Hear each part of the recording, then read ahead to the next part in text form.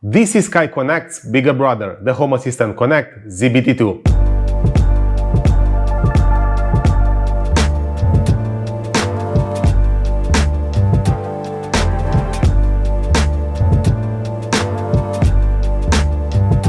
Let's see what we get in the box, shall we?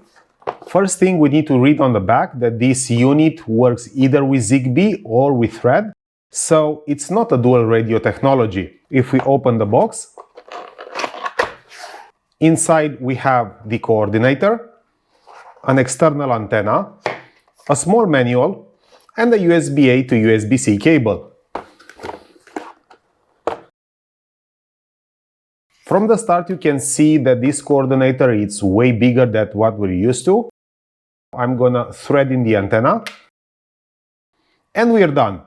The top part of the antenna actually lights up. As you can probably tell, the size difference is pretty huge. The new ZBT-2 has a newer chipset in it, it has better coverage, and it should be 4 times faster than the old Sky Connect. If you are already using the Sky Connect dongle, migrating to the newer version is gonna be pretty easy. It's just a migration wizard that will work flawlessly in Home Assistant if you're using ZHA.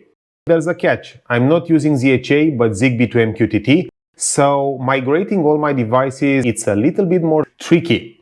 If we look in the guide, since we're migrating from the same type of device, we will not need to repair our devices. First, we need to make sure we're using the latest version, stop the service. We know we do not need to repair the device, make a backup. They recommend to copy the IEEE address from the old adapter to the new one. This is not a mandatory step. It depends a lot on your network. If you do not migrate this address, some of the older devices might not migrate to the new adapter. Then we need to update the serial port in the configuration and start Zigbee-2M QTT again. Let's take it one by one. If we go back to Home Assistant, Zigbee-2M QTT, we have the list of devices. Let's go to Settings. The first thing that you need to note is this coordinator IE address. Just copy to a file. You can leave out the 0x prefix. If we go back to the instructions, it gives us some links on how we should do that. I already have them open. Since we're migrating from Sky Connect, we're gonna go to the last step, which asks again to open another link in order to install a tool. This tool is called Universal Silicon Labs Flasher. The good news is that you can install this tool directly on your Home Assistant unit. Simply copy this command and I'm gonna show you what to do with it. Let's go back to the Flasher instructions. They say that once the tool is installed, you need to plug in your adapter and run this command. This part is the actual address of the device connected to your Home Assistant. Then we have write IEEE and a number, and this number is the one that we copied previously from the MQTT page. I'm going to show it to you again. So settings, Zigbee-2M QTT, this is the number. In my case, it's going to be BC026, etc. Remember that we also need the device address. Right here in the specifications, we have this /dev tty acm0. We need to make sure that ours is the same. So how can we find this out? Let's go back to Home Assistant, go to Settings, System, Hardware, and Show All Hardware. If you scroll a bit lower, you'll be able to find your device. In my case, the device name is the same as the one in the guide. I have both the old Sky Connect and the new ZBT-2.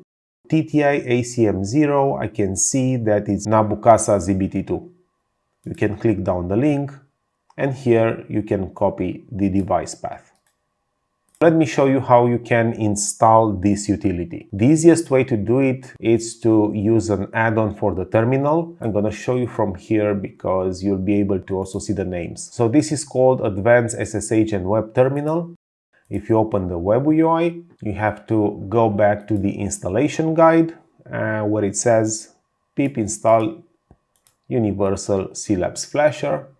We go back, paste, and install it.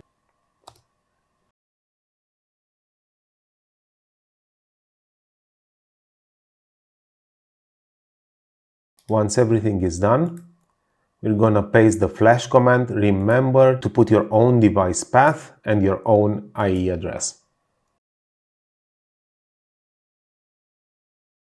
Okay, Sky Connect is unplugged. Now let's go to Settings, System, Hardware, Show all hardware.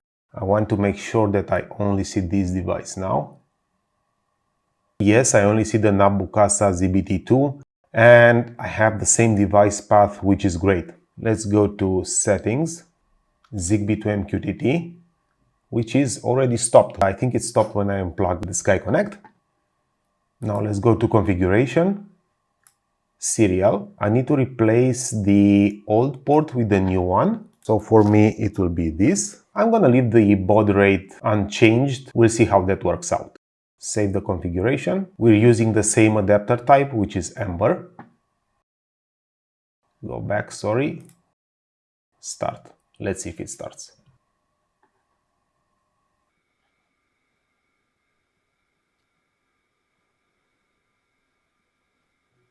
Got the service started in the end. It was a pretty quick fix. Hey, this is what's happening when you're doing things kind of live and not scripted. I'm gonna tell you where the problem was. If we go in the configuration, it's telling you that all you have to do is to change the adapter path. If we go here and serial, it said nothing about changing the baud rate. Because I didn't change it and it was left default, the service failed to connect to the adapter. So I had to input the default number for the ZBT-2, hit save, and everything seems to be going well. Even if we go in the logs, we can see that it's already communicating with the devices. So everything is online.